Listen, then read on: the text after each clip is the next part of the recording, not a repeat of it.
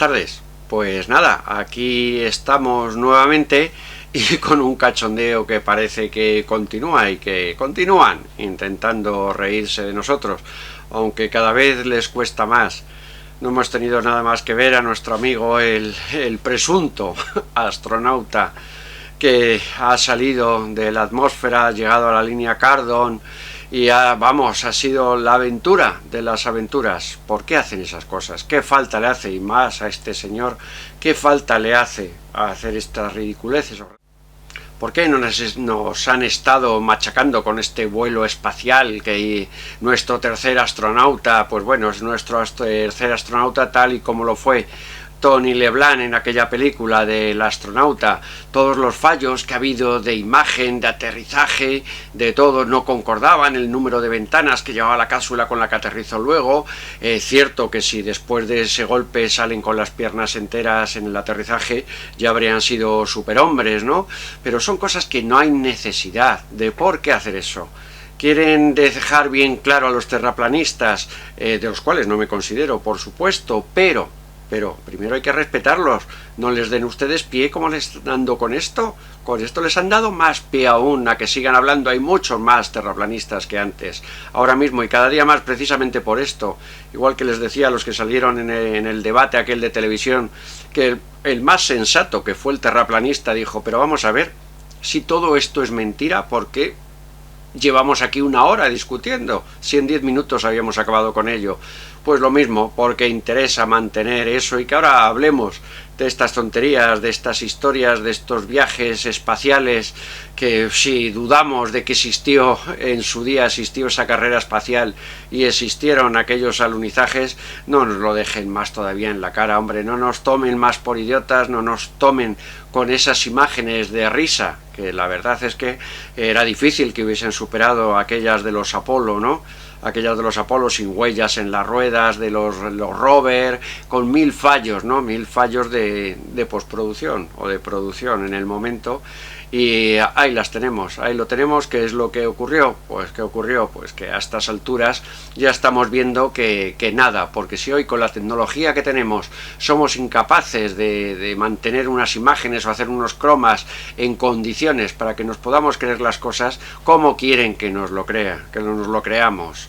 Ya lo tenemos, y es que al final Tony LeBlanc tenía razón cuando volaba en su nave Cibeles, pues tenía razón en que la gente se cree lo que ve y no hay más que enseñárselo. Seguimos con ello, pues bueno, pues si quieren seguir porque les interese mantener las ideas del terraplanismo y que hablemos de eso para no hablar de política, pues me parece muy bien, pero al fin y al cabo no vamos a ningún lado así. ¿Por qué? Porque también las ventajas que tiene esto de la información, aunque nos sigan dando imágenes falsas, es que también pensamos más y también vemos más. Pues entonces poco camino tienen con tonterías de este tipo. Hoy les voy a dejar con un documental antiguo de los de culto, del doctor Fernando Jiménez del Oso, hablando sobre la Luna, sobre sus teorías, sus razonamientos, más que razonables, cuando se hacían cosas o se decían cosas razonables. Una verdadera maravilla de documental para la gente que está interesada y que quiere ver, quiere saber. Fernando no era una persona nunca que se ponía de ningún lado, contaba muchas realidades, también contaba lo que decía la ciencia y también las opiniones, ¿no? Vamos a ver qué les parece, porque realmente es interesante y nos puede hacer, pues no pensar otras cosas, porque ya después de lo visto y estos lanzamientos interestelares maravillosos de 10 minutos, pues bueno, señores, solo nos queda una palabra: no somos tontos. Y sobre todo, que les dejo con algo que sí, es historia de la televisión y es algo bonito, elegante y sobre todo con razonamientos. Muchas gracias.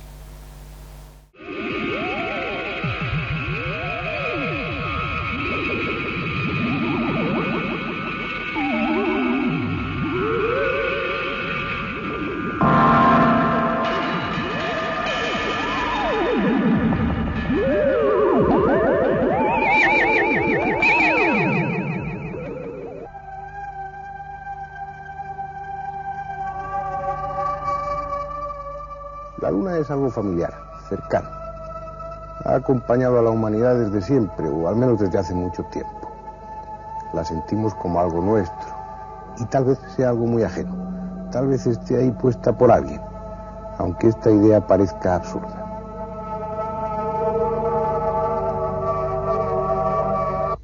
No es la deducción de un romántico o la conclusión de un alucinado. En realidad esta teoría, que habla de la Luna como un posible satélite artificial, procede de dos científicos rusos, de dos astrónomos, de Basin y Sherbakov.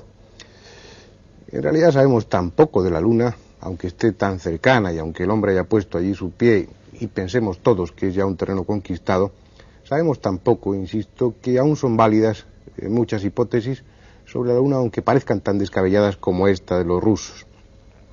Son muchos los problemas que va a plantear la Luna, como veremos a lo largo de un par de programas. El primero es su propia existencia, porque desde un punto de vista racional, desde un punto de vista lógico, y teniendo en cuenta nuestros conocimientos astronómicos, la Luna por sí misma es un absurdo. Y les voy a explicar por qué. En realidad, un planeta como la Tierra, que es un planeta bastante pequeño, no le debía de corresponder ningún satélite, o a lo sumo, como en el caso de Marte, algún satélite pequeño, modesto, de unos 60 o 70 kilómetros de diámetro.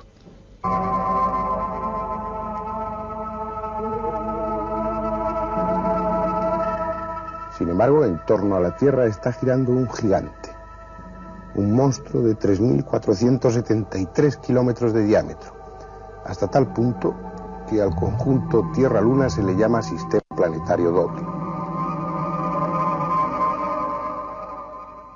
Hay pues tres posibilidades, únicamente tres formas de explicar la existencia de la Luna.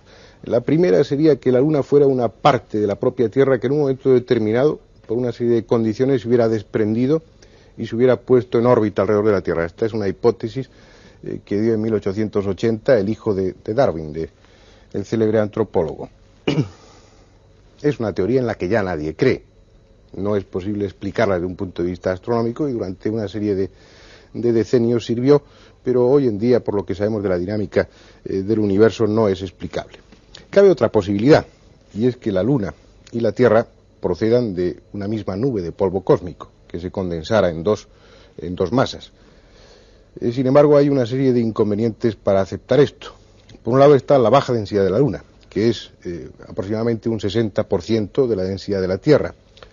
Y por otra parte está el material que se ha traído allí, el material que se ha traído de la Luna y que se ha comenzado a estudiar.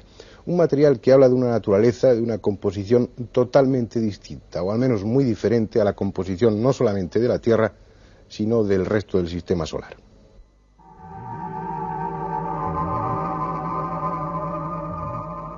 Como comentaba un astrónomo, la exploración realizada hasta ahora de la Luna y la cantidad de datos insospechados que se están obteniendo permiten decir que la Luna está dando respuestas para preguntas que ni siquiera habían sido hechas. Ya ha estallado la polémica. Mientras los científicos de la NASA solo conceden un máximo de 4.500 millones de años de antigüedad a las rocas lunares, es decir, la misma que el resto del sistema solar, otros científicos están hablando de 7.000, 9.000 e incluso 20.000 millones de años de edad para algunas de las muestras traídas por el Apolo 11. Esto significaría que la Luna no solo no es hermana de la Tierra, sino totalmente ajena a todo el sistema solar. Una esfera misteriosa llegada de quién sabe qué rincón del universo. También habla a favor de ese origen lejano de la Luna el hecho, como les decía antes, de la baja densidad de la Luna. Una densidad que es distinta no solamente a la Tierra, sino al resto de los demás cuerpos que hay en el sistema solar. Esta razón y la diferente composición de la Luna abundan en favor de la teoría de un origen remoto, un origen lejano. No se podría explicar esta diferencia de antigüedad en las rocas, esta diferencia de densidad y la diferencia de composición si la Tierra y la Luna hubieran procedido de una misma masa, de una misma nube de polvo cósmico. Porque la composición de la Luna es en muchos sentidos distinta. Hay en abundancia, por ejemplo, uranio 236 o plutonio 237, elementos que en la Tierra no se encuentran en estado natural, y hay otros elementos que no se encuentran en ninguna forma en la Tierra. Habría que hablar con toda seguridad ya de una Luna procedente de algún rincón lejano, remoto del universo, porque lo que no podemos negar es la existencia de la Luna, es evidente que está ahí, pero aún así esta otra hipótesis, imaginemos que esto es la Tierra y que la Luna procediera de alguna parte del universo, las circunstancias para que la Luna se pusiera en órbita en torno a la Tierra son tan especiales, tan exactas, que es tremendamente difícil que la casualidad haya dado lugar a esa colocación de la Luna en órbita en torno a la Tierra. Pero imaginemos que es así. A pesar de todo, la Luna tendría que tener una inercia en su trayectoria, y al sentir la fuerza de atracción de la Tierra tendría que producirse un equilibrio entre esas dos fuerzas, entre esta inercia que trae la Luna y la fuerza de gravedad, lo que daría origen a una órbita elíptica. Sin embargo, la órbita que describe la Luna alrededor de la Tierra es una órbita prácticamente circular. Parece que la teoría de Bassin y Shcherbakov tiene ciertas posibilidades. Por lo menos en lo que hemos visto hasta ahora, la Luna no es un objeto cuya existencia esté resuelta, ni mucho menos. Pero como vamos a ver en el resto del programa y en otro que dedicaremos al tema, son muchos más problemas los que está planteando la Luna. La imagen típica de la Luna viene dada por sus cráteres, esas cicatrices que hacen del satélite la estampa misma de la desolación.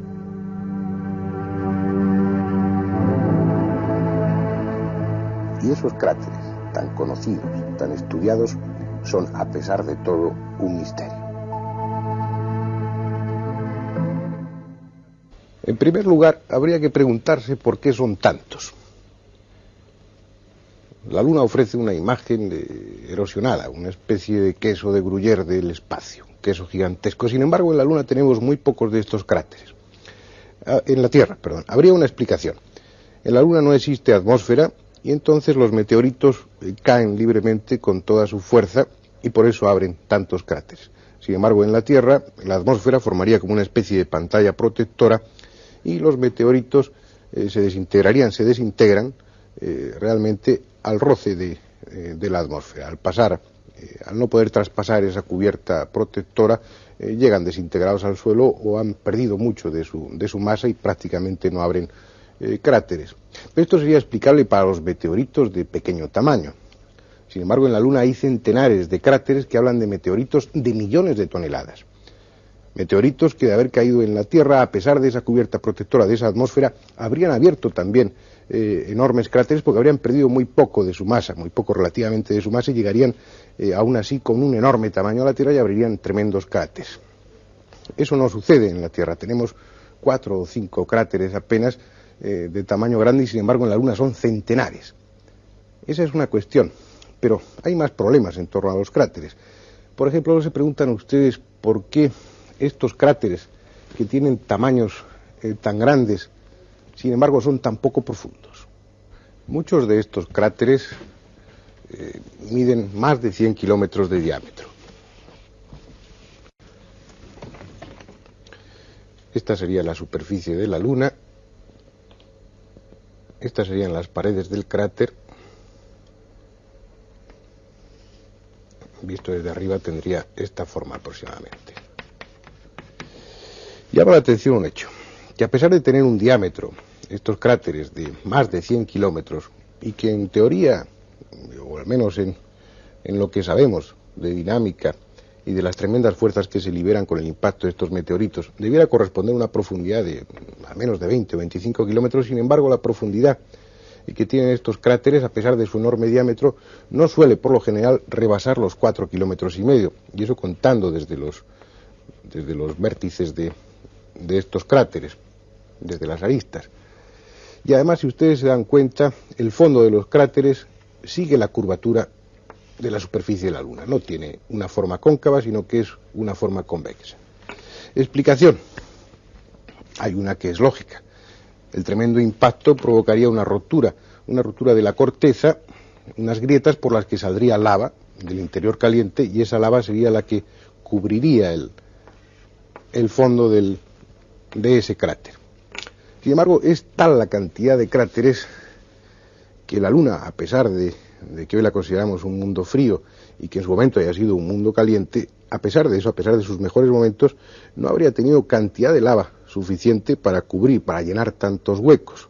A un planetoide de ese tamaño no le puede corresponder un núcleo caliente demasiado grande. Esa es una de las objeciones que ponen Bazin y Shcherbakov y que también se plantean otros astrónomos.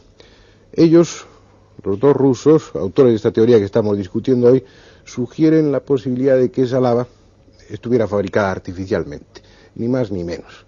Es decir, que bajo una superficie, bajo una capa de unos 4,5 kilómetros de espesor nada más, estaría una auténtica capa blindada que no permitiría que el impacto de los meteoritos hiciera demasiado agujero, por decirlo así. Y que además, en los casos en que ese impacto rompiera en profundidad esa capa, enseguida, artificialmente, según Bazin y Shcherbakov, se hubiera fabricado lava suficiente para llenar ese agujero.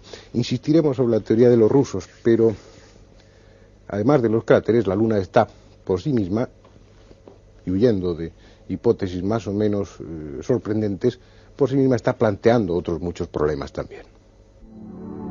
Por ejemplo, estas son las llamadas agujas de Blair, en honor a su descubridor. Se ven más iluminadas las cumbres y se puede apreciar la sombra que proyectan. Son 8 gigantescas rocas, una de las cuales mide 213 metros de altura. Demasiado asombrosas para ser naturales. Debiera hablarse de menhires levantados por gigantes. Al lado, si ustedes se fijan, hay una depresión erosionada, desgastada, pero que no parece circular, sino, por increíble que resulte, rectangular. Pero veamos qué sucede si se trazan algunas líneas que relacionen entre sí estos detalles. Resulta que estas agujas, que estos menhires están dispuestos geométricamente y que, como ha dicho Peter Colosimo, eso es más absurdo desde un punto de vista natural que darle una tiza a un mono y que éste desarrolle el teorema de Pitágoras por casualidad. Las columnas de Blair son inexplicables por vía natural, pero están ahí, al igual que esa depresión rectangular que veremos más ampliada. Está en el fondo mismo del circo Goclenius, y por más vueltas que le demos, no puede atribuirse a causas naturales. La naturaleza no hace agujeros rectangulares de ese tamaño. Así pues, está hecho por alguien, aunque el tiempo transcurrido sea mucho, el suficiente para borrar en parte sus contornos. No podemos esperar respuesta de la ciencia porque no la hay.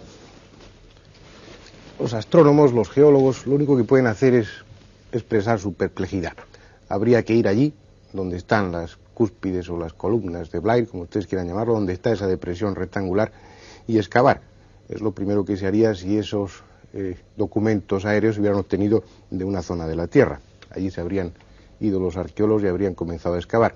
Habrá que esperar el momento en que en la Luna se pueda hacer lo mismo para dar una respuesta al enigma que plantean las columnas de Blair. Pero lo realmente importante, lo realmente misterioso en torno a la Luna está planteado no en su superficie, sino en su interior, al menos si hemos de hacer caso a la teoría de Bazin y Shcherbakov. Según ellos, la Luna tendría que estar hueca, y lo curioso es que la Luna se comporta como si estuviera hueca. Por una parte está lo que decíamos antes, su baja densidad, apenas un 60% de la densidad de la Tierra, y una densidad que está muy por debajo de la densidad del resto de los cuerpos que hay en el sistema solar. Por un lado eso, pero por otro lado se da la circunstancia de que, por lo que hemos analizado de las muestras traídas por los astronautas, la composición de la Luna es una composición tan pesada, al menos como la de la Tierra. Los elementos que hay tienen un peso específico, tienen unas características similares en cuanto a peso a las terrestres. Ya hemos visto que eran distintos, que había elementos que aquí no se encuentran en estado natural, pero sí suficientemente pesados. Si la Luna tiene una densidad de solo un 60% respecto a la terrestre, y los elementos que la componen son elementos pesados, la única conclusión que queda es que la Luna es hueca. Pero, como les decía antes, lo curioso es que la Luna responde, como ahora veremos, como si fuera exactamente hueca.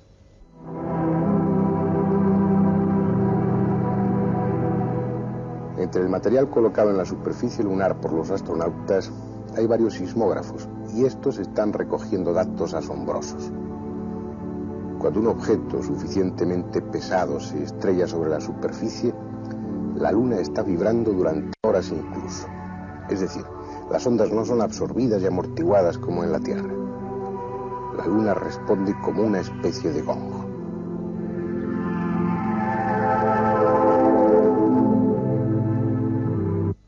La Luna reserva muchas más sorpresas. En el próximo programa nos ocuparemos de ellas y nos ocuparemos en especial de cuáles son las cosas que dicen Basin y Shcherbakov, estos dos astrónomos rusos, para justificar su, como estamos viendo, no tan descabellada teoría.